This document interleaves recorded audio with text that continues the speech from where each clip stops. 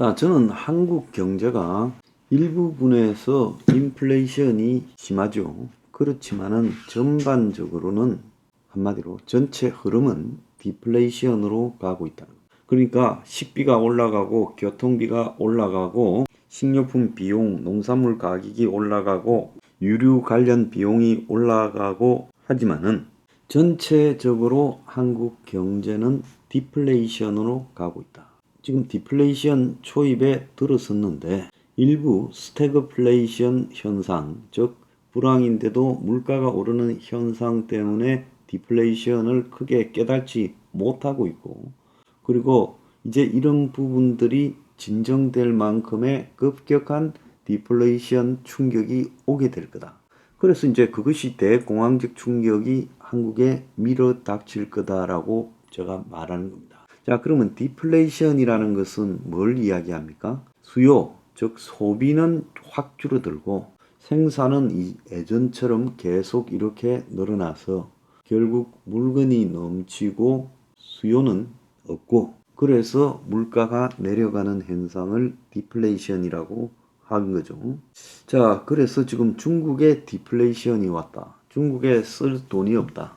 그래서 사람들이 중국에서 부동산이 무너지고 또 금융위기 조짐도 생기고 외국인 투자자도 줄어들고 수출도 지금 중국에서 줄어들고 그리고 중국 내수도 지금 확 줄어들면서 중국이 디플레이션 오고 있다.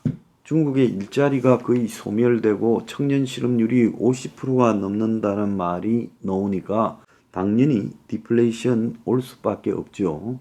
그래서 중국의 한 끼에 우리 돈으로 500원짜리 식사가 지금 등장했다. 이런 이야기도 있죠. 자, 그런데 한국에도 지금 이 디플레이션이 올 수 있다는 거예요. 왜냐하면 일각에서는 올해 상반기에 정부가 고용을 갖다가 지금 늘리는 인위적인 효과를 가했던 것이 하반기에 거의 사라질 거다. 그래서 상반기에 고용 호조라고 정부가 통계상으로 이야기했던 것, 그 지금 기업들 돌아가는 상황하고 완전히 다른 뜬구름 잡는 이야기였죠. 그런데 그런 게 가능했던 이유가 정부가 직접 일자리 예산을 조기 집행했어요. 그래서 경기 침체와 고용 절벽 가능성에 대비해서 연간 직접 일자리 104만 4천 개를 갖다가 이렇게 만드는데 그 중에 90%인 90만 개를 1분기에 풀었다는 거예요. 그래서 정부 관련 고용이 1분기 중에 9.1만 명, 9만 1,000명이 순정 늘어났고 2분기에는 12,000명이 늘어났는데 그쳤지요. 그러니까 하반기에 정부가 푼 돈에 의해서 고용이 늘어나는 효과가 급격하게 둔화될 거다. 자, 그래서 지금 한국에 차입이 많아요. 부채가 굉장히 많지요. 기업도 가게도 정부도요. 그래서 과잉 레버리지의 지금 해결로서 디레버리징, 그러니까 부채를 줄이는 방향으로 차입을 줄이는 쪽으로 방향이 가고 있고, 그 다음에 고용이 사상 유례 없이 부진하고 경기가 침체되고 전반적인 물가가 오르고 있지만 그 속에서 지금 물가 하락이 징조가 제조품 같은 경우는 나타나고도 있어요. 근데 중요한 거는 구매력이 지금 전반적으로 확 떨어지고 있습니다. 이 구매력이 떨어지는 부분에 대해서 좀 알아보면요.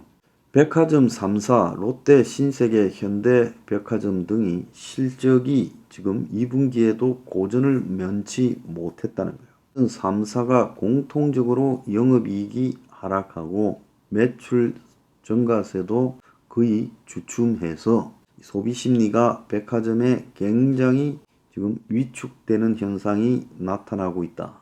자, 그뿐만 아니죠. 지금 국민들이 가장 많이 가는 이 마트 중에 대표주자 이마트가 2분기에 500억이 넘는 영업 손실을 기록하며 어닝 쇼크, 이 고물가로 소비심리가 위축된 상황이다. 그 효과다. 물론 일부에서는 점포를 갖다가 새로 리뉴얼하고 하면서 투자를 했기 때문에 이 적자가 커졌다 하지만 전체적으로 봤을 때 이 마트도 매출이 감소하고 있는 것은 맞다는 겁니다. 그리고 백화점의 최상류층을 대상으로 하는 명품 소비가 백화점의 실적을 이끌어 갔는데 이 명품 소비에서 지금 주춤한 현상이 나타나고 있다는 거예요. 자, 그래서 업계에 따르면 지난해 30% 성장을 보이던 명품 성장률이 한 자릿수에 그쳤다는 거예요. 그래서 명품 수요가 급격히 줄어들고 있다라는 이야기까지 나오고 있습니다. 세계 최대의 전자상거래 회사 아마존이 점차적으로 지금 매출이 조금씩 줄어가고 있고, 자, CJ, 대한통운, 한진 같은 한국의 대표적 물류 기업들이 매출이 감소하고 있어요. 홈쇼핑도 2분기에 매출이 고전했다. 이렇게 지금 이야기가 나오고 있고, 온라인 매출도 지금 줄어들고 있다. 그래서 지금 전반적으로 온 오프라인 소비 감소가 눈앞에 확연하게 나타나고 있다는 겁니다. 그래서 중국과 한국은 이 내수 시장이 거의 비슷해요. 한국의 기업 부채가 GDP 대비 작년 말에 120%, 가처분 소득 대비 가계부채가 206.5%예요. 그러니까 중국에 비해 기업 부채 규모는 적지만은 가계부채는 중국보다 더 많아요. 근데 한국의 가계부채 중에 70%가 부동산 대출이라는 거예요. 그래서 한국의 부동산 경기가 급냉될 경우 부채를, 이 정도 규모의 부채를 지속적으로 가져가지 못할 상태, 부도날 상태가 있기 때문에 부채를 줄여가는 점진적인 디레버리징이 필요해요. 중국은 지금 디레버리징 과정에서 지금 여러 가지 문제들이 발생하고 있는데 한국은 중국과는 달리 대출이 최근에 늘어나는 일까지 벌어졌어요. 이창용이도 제가 일부에서 통화 긴축을 한댔죠. 자, 이제 미국에도 유동성 긴축이 있고 중국에도 유동성 긴축이 있는데 한국도 긴축으로 갈 수밖에 없는데, 자, 그래서 미시적 정책을 환수, 즉 대출 완화한 것을 갖다가 다시 대출 규제를 강화하는 쪽으로 틀고, 그리고 이 통화 긴축을 하게 되면 이제 부동산 가격이 하락하고, 사실상 지금 이 소득이 전부 줄고 있기 때문에 주택 수요도 급감할 경우 부동산 급냉으로 민간 부채 부실, 즉 부도가 곳곳에서 터져 나올 수 있다는 거예요. 그래서 정부가 연초부터 부동산 금융 지원, 특례 보금자리 대출 금융 지원 등으로 가계 대출이 5, 6, 7월 달에 계속 높아졌어요. 그래서 부채의 절대적인 부담이 높아진 만큼 이제서 정부가 디레버리징, 즉 부채를 줄이는 쪽으로 가고 있는데, 이제 이런 효과가 점차적으로 이제 소비에서 나타날 거라는 거예요. 자, 고용 환경도 지금 한국이 문제인데 정부가 1분기에 돈을 풀어서 고용했고 2분기에는 그 효과가 1분기보다 확 떨어졌고 이제 3분기에 접어들면서는 정부발 고용 효과가 거의 사라지고 지금 이 취업자당 시간당 임금을 통해 추산한 구매력이 점점 작년부터 줄어들고 있어요. 자, 그 말은 무슨 말인가 하면 이 고용을 통해서 벌어들이는 돈이 적어지고 있으면서 그것이 소비 감소를 가져오고 있다는 거예요. 자, 한국 내수 성장률이 최근에 한 15년 정도 4% 미만인데, 자, 빚을 줄이려면 있는 돈이 생기면 전부 빚을 열심히 갚아야 되겠죠. 고용 환경은 더 악화되니 소득이 나올 때는 없고 자영업자의 매출은 지금 이렇게 갈수록 줄어들고 근로소득 외에 이 자영업자의 소득도 줄어드니 내수가 급격히 지금 줄어든다. 자, 그러면서 소비가 이렇게 감소하면서 한국의 지금 디플레이션이 하반기에 넉 달 동안 가속화될 거다. 그렇게 봅니다. 그래서 이런 부분들을 지금 돌파할 방법이 사실상으로 별로 없다는 거예요. 중국 지금 경제가 흔들거리니 반도체는 언제 살아날지 알 수도 없고 지금 제조업 전체가 지금 완전히 풀이 죽었고 체감 경기가 급격히 악화되고 있다는 거예요. 그래서 좀 괜찮은 회사들, 상장사들은 코스피 상장사들은 현금을 70조를 늘렸다는 거예요. 자, 올 상반기에 전년, 작년 대비 28.5%나 현금을 늘렸어요. 투자 집행을 한 것은 32%가 줄었어요. 그러니까 돈을 가지고 있고 기업들이 투자는 3분의 1을 줄였다는 거예요. 그래서 지금 경제 앞날이 굉장히 불투명하고 안개가 심하게 낀 상태이기 때문에 불확실한 상황에서 무리한 경영을 할 게 아니라 보수적 경영을 한다. 그래서 기업들도 최소한의 경영만 하고 있다. 그래서 성장성은 당연히 떨어질 수밖에 없다랍니다. 그래서 전반적으로 기업의 이 체감 경기가 악화되고 있어요.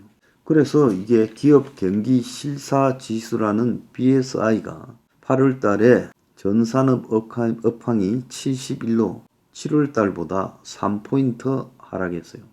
보통 BSI가 100 이상이면 업황이 괜찮고 100 이하면 업황이 안 좋다는 건데 전반적으로 그렇다는. 그 중에서도 제조업 업황은 BSI가 67로 장기 평균 79보다도 월등히 낮다는 거예요.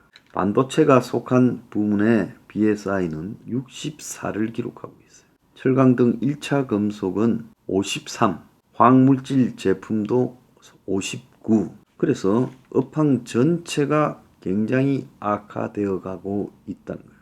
그래서 전체적으로 보면 한국에 디플레이션이 오고 있어요.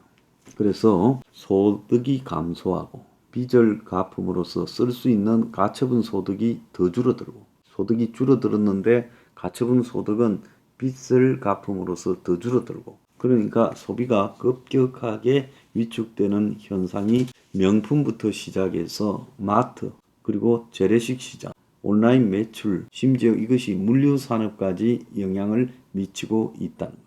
자, 이렇게 이제 디플레이션 상황에서 부동산 등을 통해서 금융위기를 맞으면 이제 그 효과는 거의 벼락이 내려지는 효과가 될 겁니다.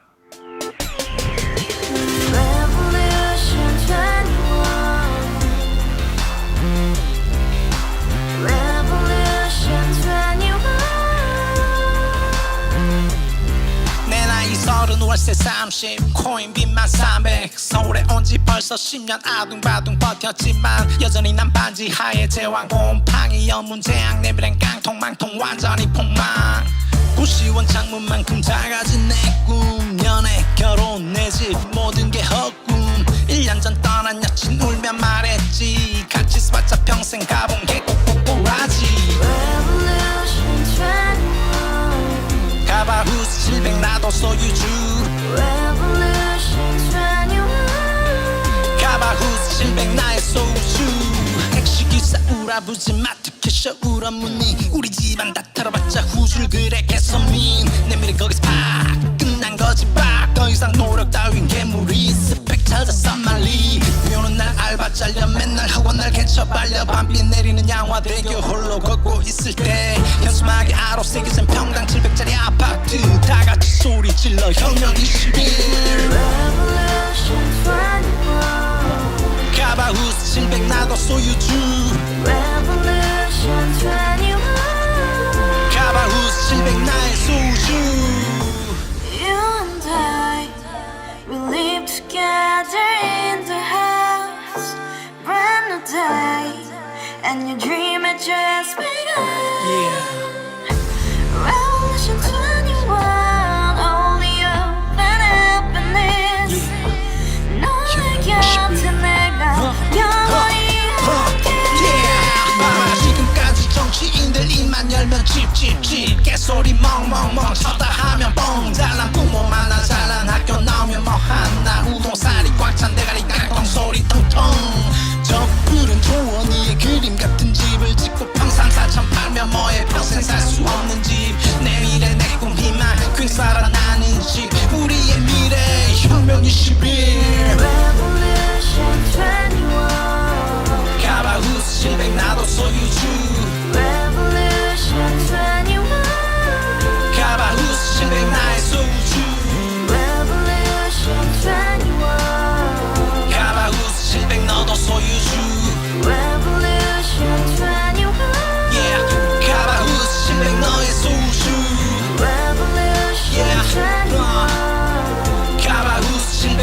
소유주